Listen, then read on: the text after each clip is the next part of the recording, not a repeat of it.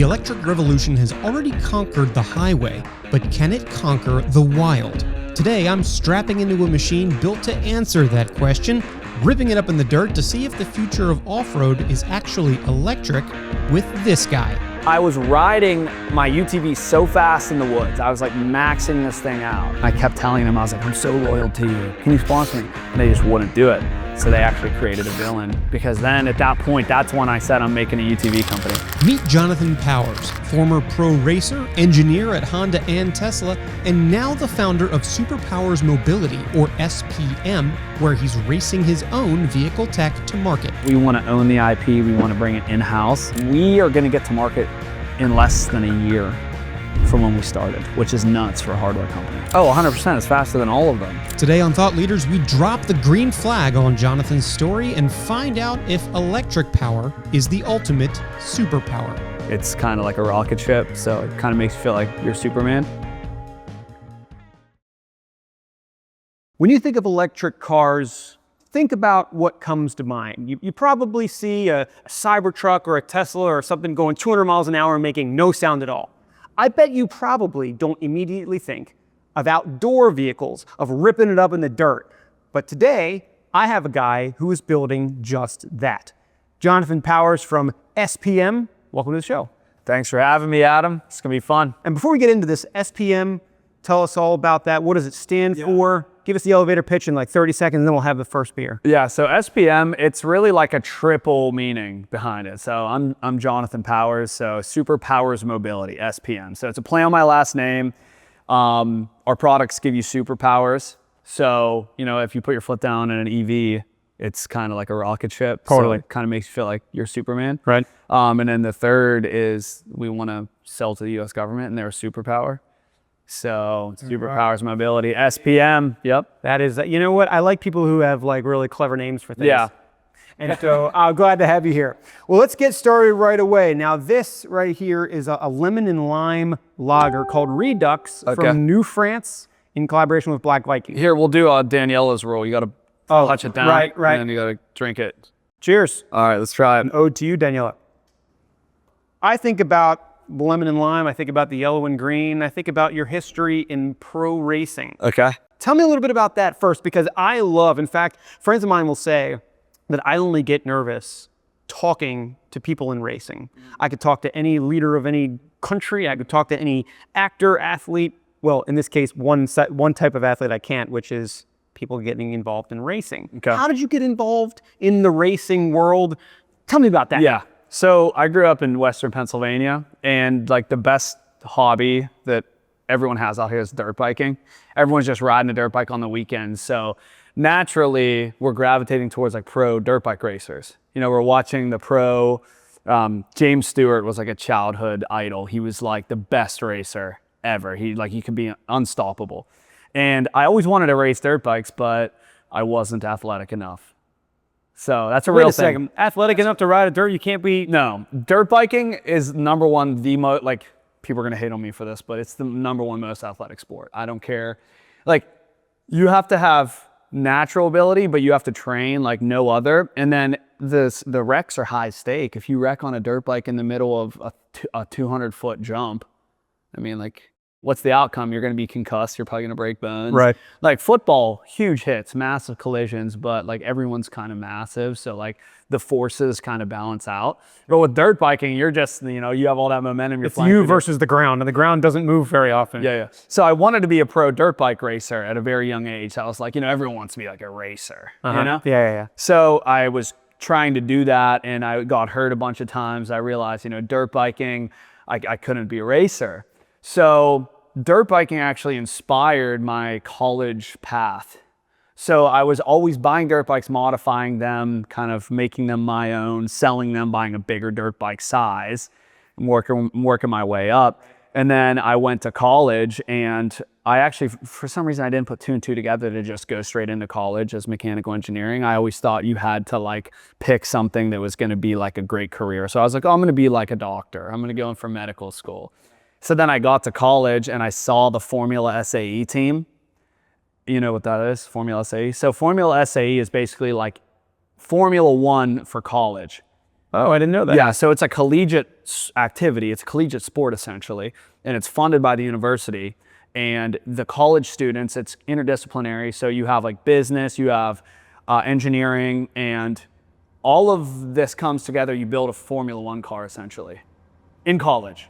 So I saw that club right when I got to college, and I was like, how did I not just come to college for mechanical engineering? This is like the thing that's interesting me most. My whole life it's been mechanical. So I immediately switched to mechanical engineering. And then I started racing the formula car. I became the driver because I was good enough. Right. So from dirt biking kind of set me up, got the foundation. Yeah. I started racing the formula car, and I was really, really good in the formula car. And like I became obsessed with it. And then this crazy vehicle behind me, It's crazy. if you just keep working your way up like dirt bikes, ATVs, you eventually get to UTVs. So this is a UTV. Now, what is a UTV and how does it differ from the other TVs? Yeah. So this is kind of like a big strung out story. We're going to get back to like pro racing, but like a UTV, it's an ATV with automotive controls. So it has steering wheel, brake, gas. You sit side by side with your passenger. So like another name for UTV is a side by side ATV. So people call them side by sides, people call them UTVs. But the natural progression, it goes like dirt bikes, ATVs, you keep working your way up, and then you eventually get to UTVs. I don't know if you ever heard the saying, with age comes the cage. No. Yeah, so you got the roll cage on this. It's a little, you know, it's safer. Sure, right, yeah. So You ever flip one of these bad boys? actually no. Really? Yeah, I've Lucky never you. flipped them. I'm very like diligent with it. I'm very careful. So in college, right, that was right when the time I got to UTVs. So I like worked my way up the ATV, the dirt bike chain, got to UTVs. So I was racing formula, and then I was riding my UTV so fast in the woods. I was like maxing this thing out. And I took my friend for a ride who was a pro dirt bike racer. Like he was sponsored, he had, you know, the full thing going on. And he was like, dude, you should race UTVs. You would win races. And I was like, all right. Like I just thought like, all right, let's try it. But I was actually like, oh wait, I didn't even know they had a racing series for this. Yeah, I didn't know that. And I like to think I follow racing a fair amount. And my favorite type of racing is rally. Yeah. So this is kind of like a rally car. Yeah. You know, you can jump it, you go ripping, it's really fast, you could drift it, you can go all over the place. So then I was like, okay, I'll start racing UTVs. And I just tried it. And in my very first race, I got second place overall in like the national series. Whoa. Yeah, so I was like, holy crap, I actually could like possibly become a pro racer in UTVs. Yeah. But I couldn't do that in dirt bikes. So that was the beginning. You know, I just was in college trying things. You know, I tried the Formula Club, I got obsessed with it. I tried racing this, I got obsessed with it. You know, I was lucky to have dirt bikes in my life. It's just like my entire story is about just trying things. You know, as a founder and like someone developing, and that could be some advice, you know, just try as many things as possible because you never know what's going to stick. You know, you'll never know what you're obsessed with until you try so many things that you realize, wow, I'm obsessed with this, and you have to follow through. Okay, so you have the great finish. You're like, wow, I could do this. But help me fill a gap because I see the pro racers with the sponsors and all and everything. But I don't know how they go from just, oh, I got second, that's great. Yeah. I don't even know how you get to that point, but regardless, how you become the pro. Yeah. Like you have to get a license. Do you need to have a sponsor? No, money's super important in this kind of thing. So just thrill me for a second. How do you actually become a pro racer? Yeah. So really the main thing is consistency in everything. So you have to be very consistent with your finishes. You have to have really good finishes. You have to be consistent with the vehicle. Like you can't break it. You know, you have to conserve the vehicle because these were like grueling 1 hour woods races. So like you're putting it through everything. So basically how I went from just like total privateer, you know, self-funded to like actually getting to the point where I'm getting parts. I mean, it was just consistency over the years. Like first year I put all my money from internships into it, basically like ran out of money really fast, but I was breaking parts, upgrading them, making it more durable to the point where it would finally finish races in a really good position. And I just was slowly got sponsors and sponsors. And at one point, one company was like sending me like $1,000 a month, which isn't like much, but I mean, it's enough to sustain, you know, a racing career. So I was getting like tires on pallets, like they were just shipping them to my house. And then I was like getting $1,000 check every month, which is like, you know, humble, I guess, humble beginnings.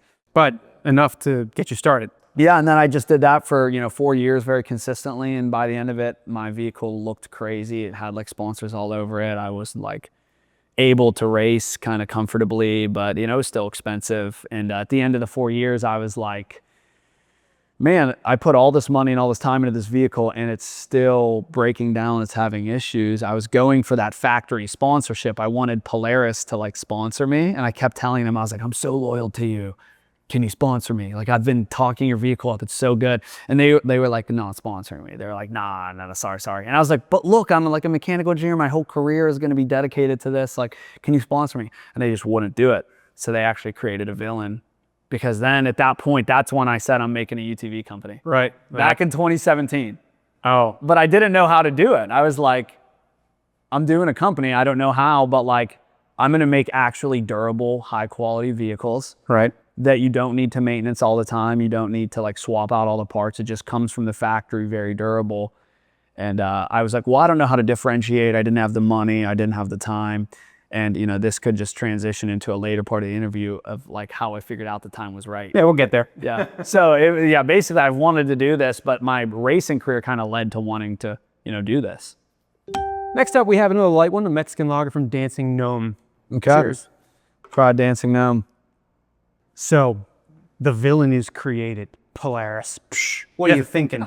But as you began that arc of your career, Yeah. the first thing that you did, or one of the first things that you did, was to get in the door with major automotive companies. You gotta learn that side of the business before you can build your own. Yeah. And so tell me a little bit about that. What was that like breaking into that world? And through that journey, where was the moment that finally convinced you to become one of these manufacturers rather than just work for one? Yeah, that's right, Adam. And honestly, like I always said to myself, I have to do something that I really, really enjoy because that's just like my personality. Like if I don't like love something, I can't just like kind of force myself to do it. So I knew that I had to have a career that I loved, and I'm just like obsessed with vehicles in general. So 2017, I was just getting out of grad school. I was just finishing up my racing career. And I was like, you know what? Let's go to one of the best, most trusted names in the off-road industry, and it was Honda. So, but actually, you know what? Before that, just really briefly, I was at a company in Ohio just showing some love. It's called Hauser Products. And at the time, it was Hauser Racing, but now it's kind of like Hauser Products. But like they were the best. They were one of the best, highest quality aftermarket parts manufacturers for UTVs and ATVs. So that was kind of my like grassroots beginnings. Like I worked at this small company. We were reverse engineering these things. So we would like laser scan them, put them into CAD, make aftermarket parts that improved the durability and safety and performance of these vehicles. Right. That was like right out of undergrad going into grad school. And Jeff, who's the founder of that company, he helped me with some parts. And so like it helped my racing career, like working there. So that was really cool. But then out of college, I went to Honda Power Sports. Might have heard of them. I mean, I've seen the product on the road. Yeah. Like you say Honda, like obviously you think of cars on the road, but in your world, Honda makes a bunch of motorcycles. Yeah. Right, so that's where I am at. Yeah. They make much more than that, I'm guessing. Honda's the biggest motorcycle manufacturer in the world. I think they sell like 17 million motorcycles a year, something insane. Jeez. The numbers are insane. Yeah. But Honda has the most diverse like range of vehicles. Like they're making a rocket now. Really? Yeah. I thought they were making like airplanes and stuff. Yeah, they do airplanes. Right. So they do like everything. Just everything with an engine on it. Well, they just have fantastic engineering. Yeah. Honda is like easily like the most grounded engineering company. Like everything they do is so methodical, and like to the detriment of like someone who like me who's just like always like moving fast and Right. like, Finding the next thing. yeah, like Honda's so good. Like they release a product, it's going to be good. It's going to be reliable. It's been thoroughly tested. But, I worked there for a year and a half, and it set a great foundation for me. It was super fun. I was in Honda Power Sports, so I was designing ATVs and UTVs. Really, really fun career. But, I needed to get to a fast-paced front of the industry type role. Like, I knew EVs were coming. Okay. Tesla stock was blowing up. Okay. Everyone's like interviewing Elon Musk. Right. All the companies are like, we're going to do EVs. So, being an, automotive engineer, I was like, I got to get to the forefront if I really want to be relevant. Sure. It's like you could fall behind or you could stay relevant. And sometimes you got to do, something that you weren't comfortable with, something you didn't know. And I didn't know about EVs at that time. So this was in like 2020, whenever I figured I was going to end up going into the EV space. Right. So Honda was a good career. I was in Columbus, Ohio for that. And then I found this other job at a company called Workhorse Group. Maybe some of you have heard of Workhorse Group. They're a small startup. I don't know how they're doing nowadays, but they were making electric delivery trucks. So I went over there and designed a brake system for their truck. It was really cool. But after Honda, I applied to that role, and I, at the same time, applied to a role at Tesla. Okay. Yeah. So Tesla became like the next major step to get to the cutting edge. Yeah. What was that like? What was working at Tesla like Oh, in 2020? yeah. Tesla was so cool. I started working there in 2021, January 4th, so like just the very beginning of the year. And it was like very much kind of like startup feel, even though it was a huge corporation. Everyone, like you're working with the smartest people in the world. Everyone's so driven and motivated and smart and very competitive. People are very competitive. But it's like a really good team environment. Like everyone kind of rallies behind the mission and the products. And yeah, I mean, you learn so much. You meet so many great people, and you know, the environment in San Francisco, Bay Area, is fantastic. Some of the smartest people in the world, some of the most innovative companies in the world. You kind of know what's going on because you're out there in the Bay Area. So like you hear like rumors about other companies, and you kind of know what's happening before the rest of the country. So you can kind of like make those trades, you know, on those companies. Like you hear about a startup, they're like, yeah, this company just IPO'd.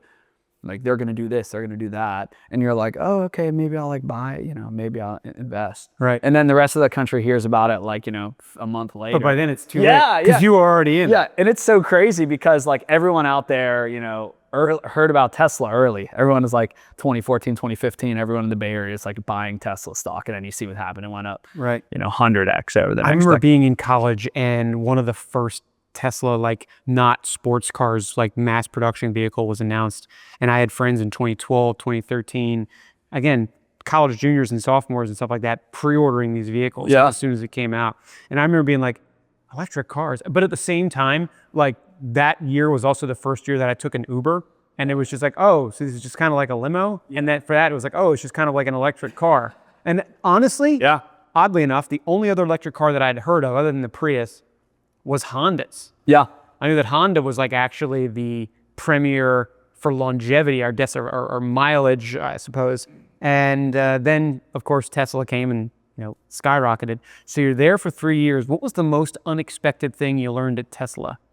Man, I think being there for 3 years, like the main thing like that I pretty much learned from being at Tesla is how to kind of like manage really complex projects with like tons of stakeholders, because my role was vehicle integration. So vehicle integration, this is how my wife describes it. It's like the glue that like holds the vehicle together, because we're working with different teams, interdisciplinary, like we're working with, you know, firmware team, we're working with manufacturing engineering, we're working with test engineering, we're working with design engineering.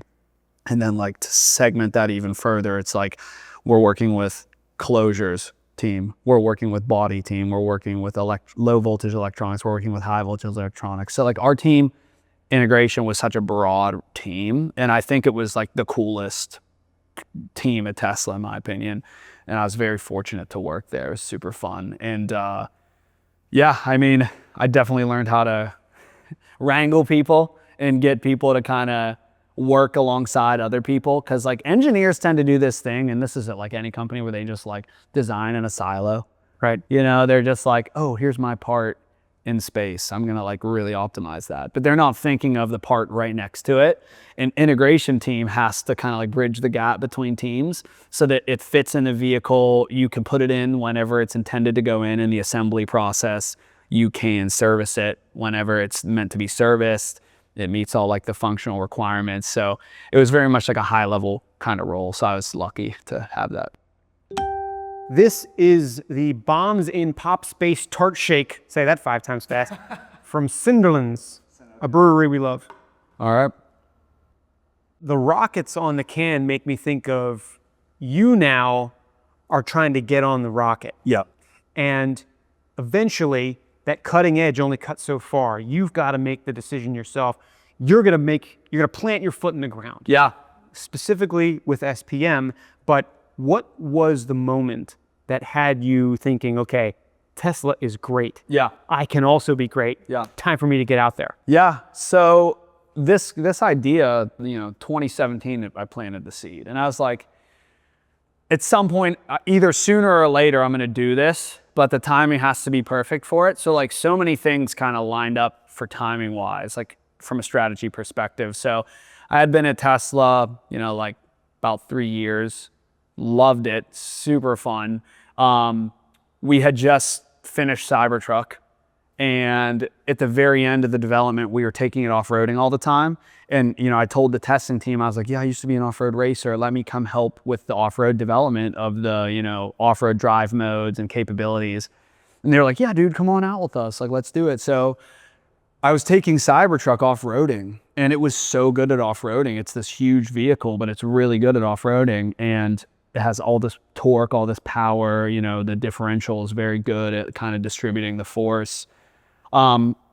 People talk smack and say it's not good at off-roading. They're wrong. I can just say that with confidence. If you think Cybertruck's bad at off-roading, you're wrong.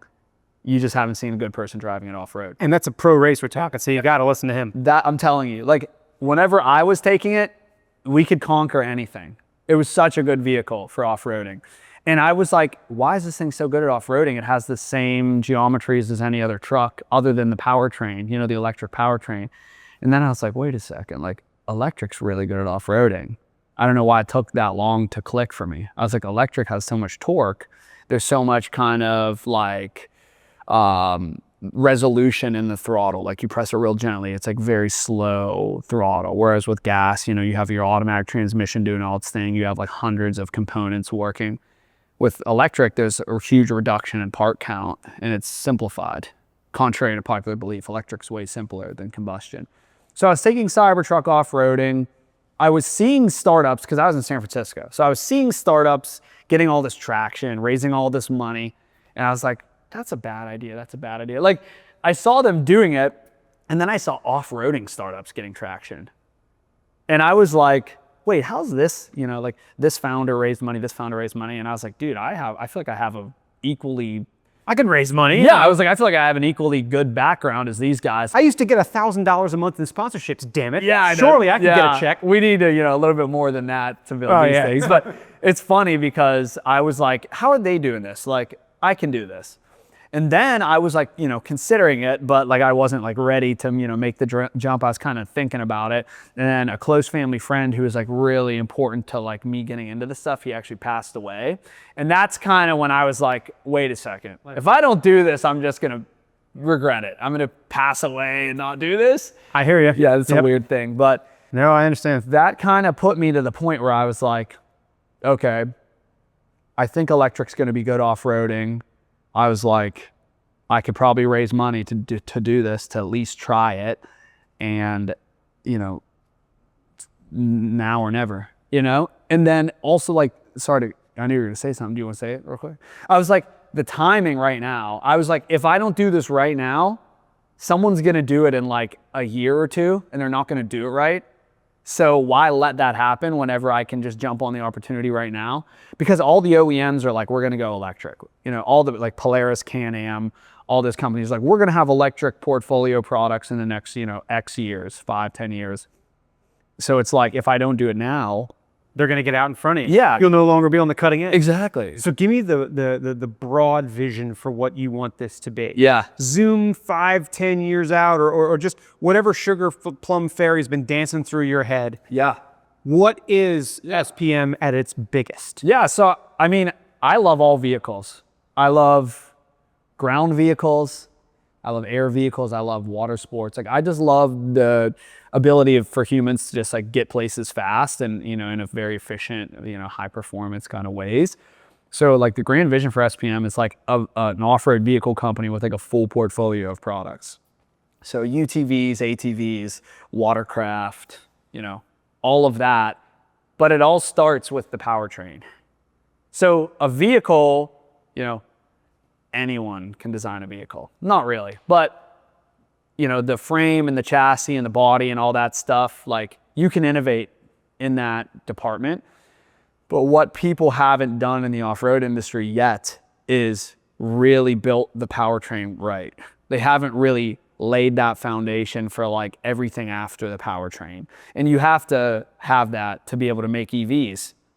Because an EV, like if you think about like, you know, Tesla EVs or Lucid or Rivian, they share a lot of commonalities to combustion vehicles from like a chassis, suspension frame, interior cabin. But like the powertrain, that's like the heart of it, the powertrain. So that's like, we are focusing heavily on the powertrain right now because we want to own the IP. We want to bring it in-house, you know, do that vertical integration as fast as possible. So we have it kind of under our control, and then we can have like vehicles on vehicles and, you know, production. And Does that make you the Tesla of UTVs? well, I'll tell you what, that was their strategy. You know, Tesla's strategy when they started, they were making powertrains, they were making batteries, and they were selling them to Toyota for, I think it was the RAV4. And that's a really, really smart strategy because it's your core competency is the electric aspect, you know? You have to start off like that. And then, you know, Tesla, their first vehicle was the Roadster, and that was a Lotus that was kind of modified and, you know, had the powertrain in it, you know, the electric powertrain. So I guess like kind of similar strategy, but like every good EV company that has been successful has started off like us. Like they focused on the powertrain. Right. They got the basics right first. Yeah, like Rivian, they started, you know, with the powertrain. Lucid, they started with the powertrain. Tesla started with the powertrain. Like for off-roading, we have to do the same thing. And the requirements are a little bit different for off-road vehicles because it has to be fully sealed. It has to be shock resistant. It has to not need connectivity. So it has to be like off-grid capable, you know? So yeah, we're kind of starting off like laying the foundation is the powertrain. So the question, are we the Tesla off-road? No, we're not. We're SPM. We're doing it our way. We have our own strategy, and we have to do it a little bit different because, you know, our funding situation is a lot different than Tesla's. You know, at the beginning. Wait a second. You're not the richest man in No, the world. no. I mean, at the beginning, like Elon was bankrolling it. Right. You know, like he was able to invest his proceeds from his last windfall from his sale of his startup into Tesla, and that's, you know, fantastic, you know, bootstrapping. That's literally bootstrapping. But you know, I'm not super, you know, rich, so we have to raise money, and we have to kind of do it in a more like I would say like organic way per se, and you know, that has to do with the conversion kits, so we're going to talk about that. Another oddball. This is the Parfait Sour from Abjuration. This smells really good. Oh, I can't wait to get it. This one smells really good. It all starts with the powertrain. You said other companies have done this. You're doing it as well. Obviously, off-roading has its own nuances. I want to learn a little bit about the proverbial nuts and bolts there, and also about the early reaction. I know you recently had a launch event. I know you're in the pre-order phase now. Yeah. Tell me all about that. Yeah. So, like I just said, we didn't start with a ton of resources. You know, we're starting this very like grassroots kind of, and I keep doing like the air quotes thing, but like we're starting this in a way that we're setting the foundation for the rest of the company. And it starts with the powertrain. So whenever I wanted to do this company, it really started off like a personal project where I wanted to convert my Polaris to electric. Cause I was like, okay, this is gonna be sweet if we convert it to electric. The villain origin story, I remember. I was like, I'm gonna make this electric and it's gonna be a good product, I think. You know, I was thinking the whole time what it would handle, like I was simulating in my head. And it started off like converting it to electric. So then I started looking at the market for the parts available to convert it to electric, and there's a massive scarcity. So the components are really expensive. There's not a lot of suppliers, and none of the components off the shelf are like perfect for a UTV. So then that's when I realized, I was like, wait a second, these components that I'm looking to purchase are basically like out of stock. So that means a bunch of people are buying them, or there's no supply chain, or they're not demanded, so people don't make them. But I said to myself, what if we enabled, in an industry where there's basically no UTVs that are electric, there's like 3 choices, maybe 4 choices for electric UTVs. And there's 620,000 of these sold every year. So I was like, in an industry where there's like no electric, what if we enabled any UTV to become electric? Seems like a pretty good spot to start. And then I was like, well, we have to do that anyways because we have to develop the powertrain. And then I kind of put two and two together. I was like, what if we developed the powertrain and then sold it as a conversion kit for combustion UTVs so that we can get to market way faster than if we were to just do like a ground up vehicle. And that would take, 2-3 years to get that to market minimum. Whereas with a conversion kit, like we are going to get to market in less than a year from when we started, which is nuts for a hardware company. That's nuts for anything automotive, I would think. Could that even be faster than the Teslas and Rivians of the world to get out there? Oh, 100%. It's faster than all of them. Well, then there you go. That's a good advantage to have.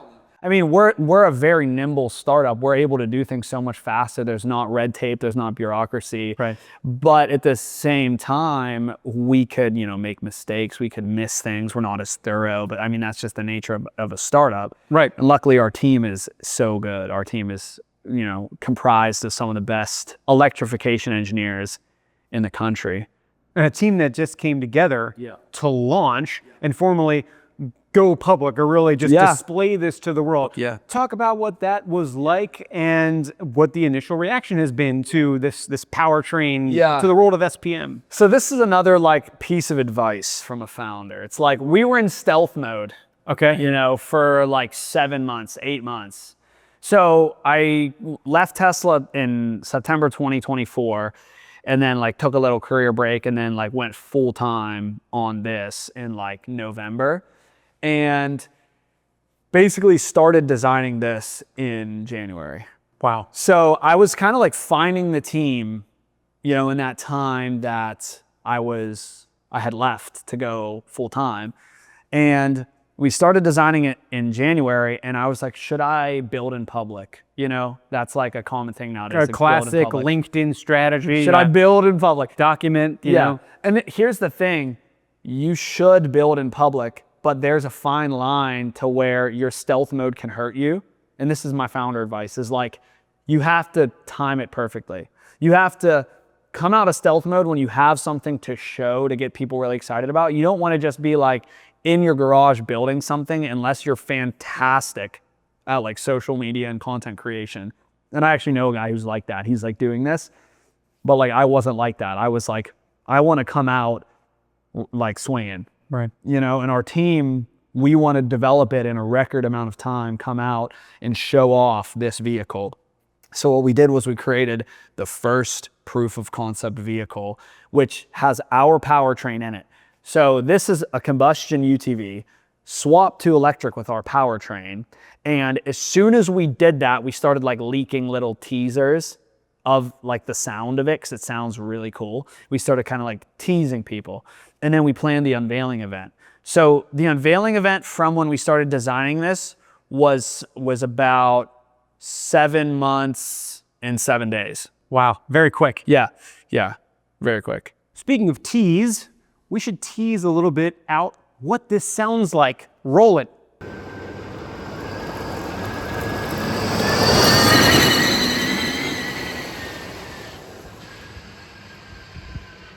Like nothing. Just to be clear, we're doing that a couple weeks from today. So whatever you're seeing right now happened after this, just to be totally clear with you. Yeah. No drinking and driving. No. This is Love Potion. We're drinking a Love Potion, number 412 from Cinderlands, a rosé beer. We both love what we're doing, so it's perfect, man. Love that. Love Potion 412 immediately makes me think about your connection to Pittsburgh as a self-described regionalist of being here. You were in California, you were in tech mecca, you saw all these things before the world did. Yeah. But you came back here, you found investment here, you built your team here. Yeah. I gotta ask why Pittsburgh, and by the way, if we could talk a little bit about Innovation Works, that'd be cool too. Yeah. Tell me about why here, why now? Okay, so when I was making the decision to pursue this, I was like, where am I gonna do this? Am I gonna do this in San Francisco? Am I gonna do this in Pittsburgh? And I was kind of scouting the team.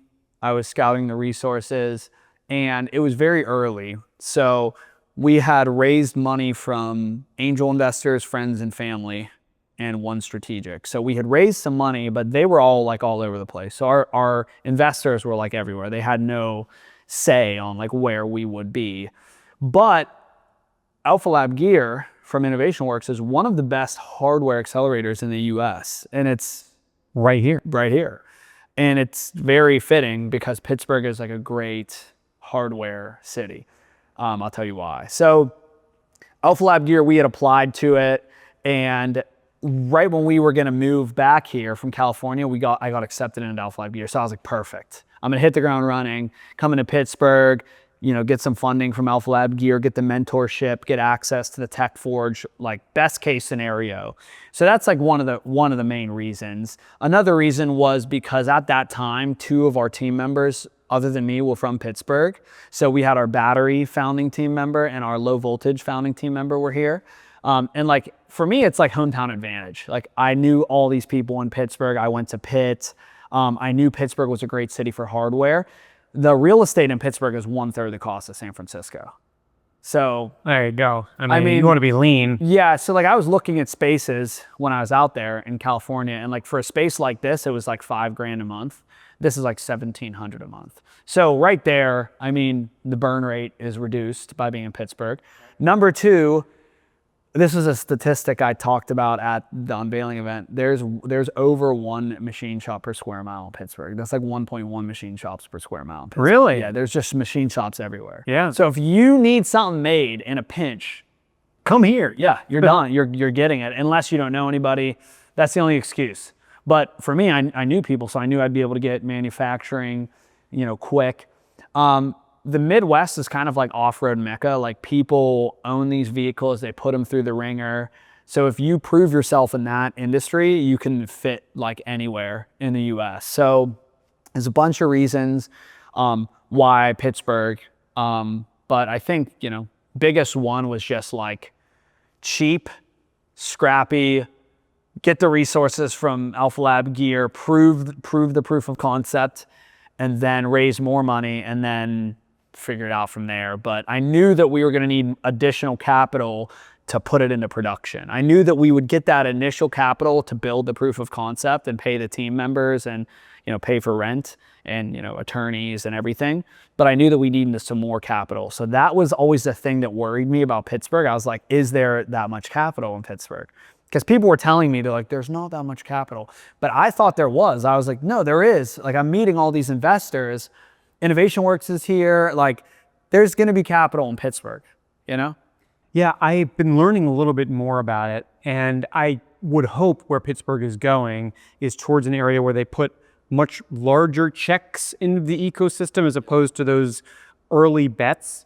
I'm guessing California was more like early and large checks, whereas here it's like one or the other. I think they're starting to mix, but you need great ideas. Yeah. So hey, Pittsburgh area investors, look at this. Yeah. 1.1 machine shops per square mile. You need something built. He's going to get it done through SPM. How was that? Was it a good No, that was a elevator good, pitch? that's a good Thanks. pitch for All right, us. good. I'm glad. Yeah, great. And people have said it like with the circular startup economy, like there needs to be good exits, and then you need to Create roll the that flywheel. Yeah, you gotta create that flywheel. So in Pittsburgh, has there been any really good exits? I mean, there's unicorns here, but There's maybe they haven't unicorns. exited yet. There hasn't been liquidity events per se. Or people who have been here and then have gone elsewhere. Yeah. Which benefits the investors here, but you can't see it maybe exactly as you would in California. Yeah, so I mean, in San Francisco, like exits are like a dime a dozen. Sure. The founder, there's people who are like super rich,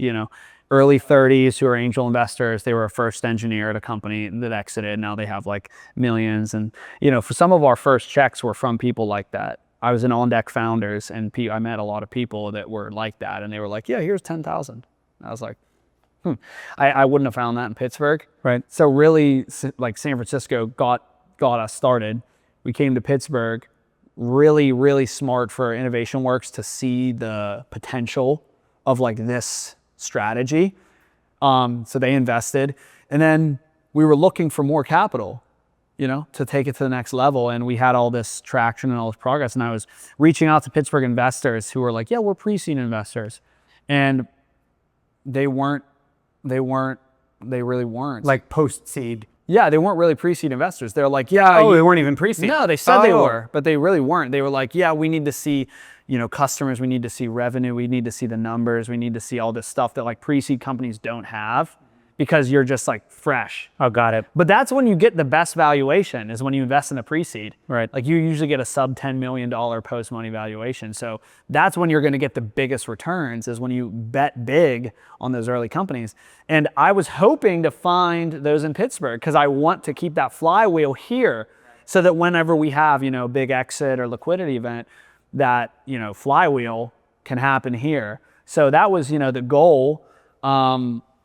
But yeah, we just actually, and this is like the first time I'm saying it, but we actually just signed with an investor in San Francisco. Sweet. A really big one called Boost VC. Wow. And so they're going to provide the lead role in our pre-seed round. Wow, that's great. Yeah, so congrats. Thanks, man. Wow. Yeah, thank you. So hopefully, people want to follow on.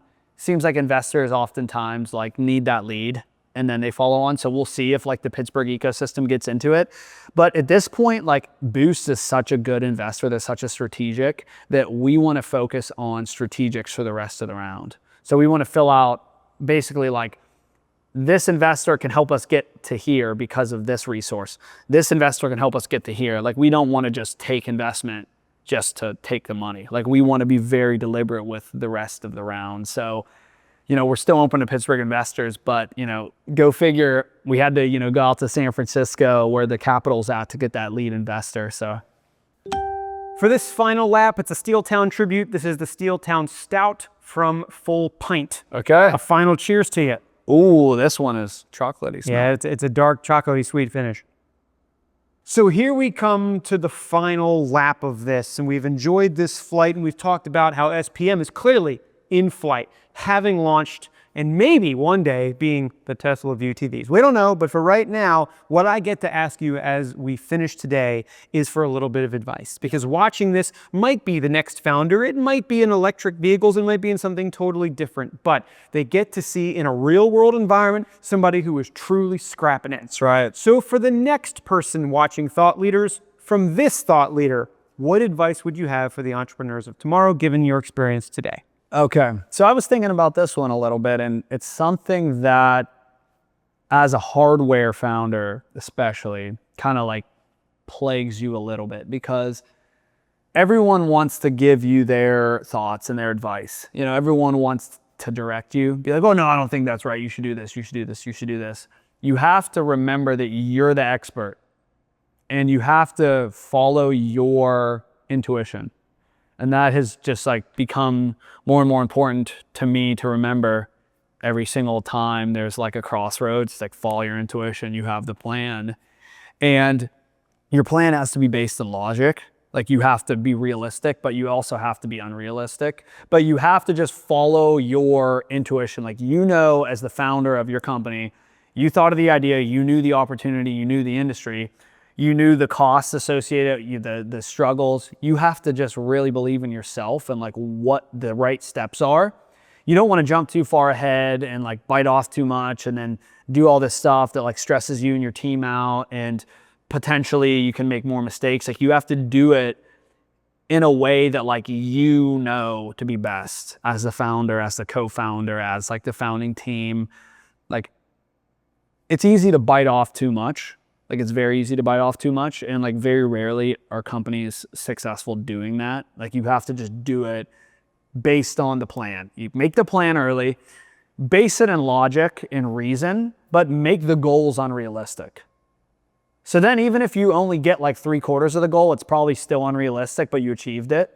So like you have to have a moonshot, but like the steps to get there have to be logical. You can't just be like, we're gonna raise $100 million in 2 years. Yeah, like maybe you could do that, maybe.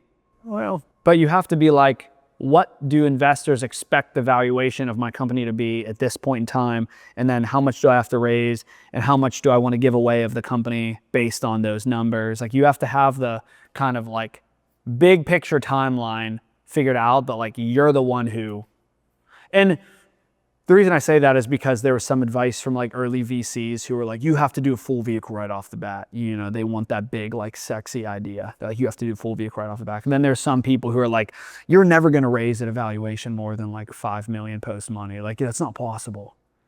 But like, we didn't listen to both of them and did something that worked to achieve almost both of it. Like we raised at a post money higher than that, and we did not a full vehicle and got funding for it. So like, So you don't want to necessarily, like for a VC to come in and tell you that, you're like, oh, they know more than me. Like, don't always assume that. Like, you're the founder, you know the most, and you need to basically take a realistic yet unrealistic approach. That's kind of my advice. well, you need to be realistic yet unrealistic to have superpowers. Yeah, that's So, right. I appreciate you sharing some of those with me today on Thought Leaders. Folks, I'm going to figure out a way to put some sort of pre-order link or link to SPM in the description here. And as a send-off, which is a little different from what we've had in other episodes, and again, filmed a little bit after this, we're going to take this ripping and we're going to show you that right now. For now, Jonathan, thanks for jumping on the show. Thanks, Adam. It's fun, man. All right, now let's give this thing a ride. Yeah, let's do it. Look at this beast. This is what we're gonna take for a ride today. All right, let it rip. I'm expecting big things.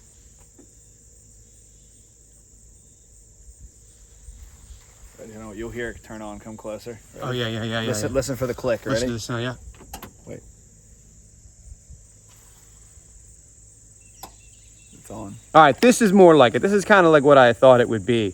And so I got my helmet. Jonathan's got it. Oh, we already got the goggles on. Oof. I got some goggles on. All right, let's hit it.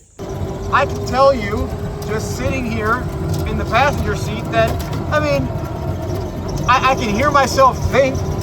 I can hear myself talk. I can hear Jonathan. I can see him just fine. Wow.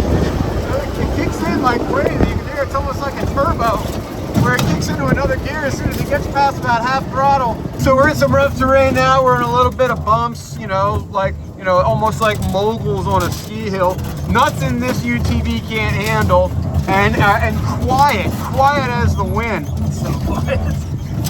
I can imagine if you were an outdoorsman and you had something like this and you needed to get to a secluded area, whether that be to hunt or to fish or to do whatever, you could do so really with minimal interruption to the wildlife. All right, so Jonathan tells me we're gonna need to face forward here for a hill climb. He said this is a ridiculous hill climb. Now, I've never done a hill climb, and I've seen them on YouTube, so I know what it can look like. But can an electric UTV handle a hill climb? We're about to find out. Oh yeah. If it were gonna be accurate, that'd probably be like 200 feet, like from here to the very top of that. Okay, so everybody can see, this is basically a dirt wall.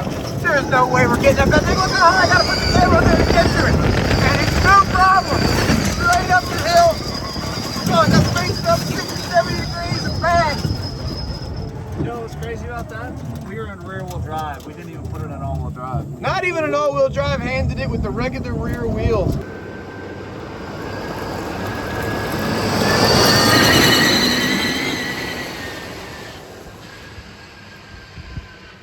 Like nothing. So we've been going for how long in this thing? I think we went like, let's see here. So we went for, whenever we started driving this thing, we were at like 23. Yep. So we went 6 miles. About 6 miles of rough hill climb, and we were gunning it. We were really putting this thing through its paces. Yeah, so we went about 6 miles, and we used a little more than a quarter. So, I mean, at this rate, you could, it's saying you could go 24 miles, but I don't think that's accurate. I think it's a little bit less if you're on rough stuff like this. Right. But if you're on like roads, like gravel or like easy hard pack stuff, the range is really good. But when you're doing like hill climbs and stuff like that, like that does it's not your everyday commute. That does crush the battery. So, right. But yeah, I mean, that's fun. I mean, it's nice and cool out, so the battery stayed really cool. The motor and the inverter are cool. Everything went well. Yeah, good, great. Pre-prototype vehicle. Yeah, we're getting the alpha prototype. Right. And back to civilization we go. Oh, and by comparison, feels like riding on glass. All right, so we just finished up ripping this thing through the woods. What's one final message you want everybody who watches this to take away from here? Hardware companies, you got to build hardware. You got to build a demonstrator. You got to show it off to the world. That's the best way to get traction, is when you're sitting in front of your vehicle and you're on a call with the VC and you're telling them about your company and why they should invest. You got to be in front of the hardware. You got to show it, you got to build it, you got to touch it. And hardware is important. If you are a hardware founder and you want to build something, don't get discouraged. It is a little bit harder to raise money, but you can do it. You have to just have a compelling business model. You have to have found that opportunity, and you have to build a technology demonstrator. You need those three things.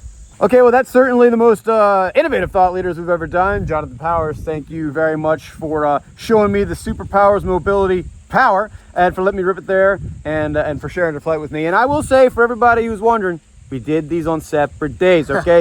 We got helmets on, goggles on, and we drove responsibly. Yep. On to the next one.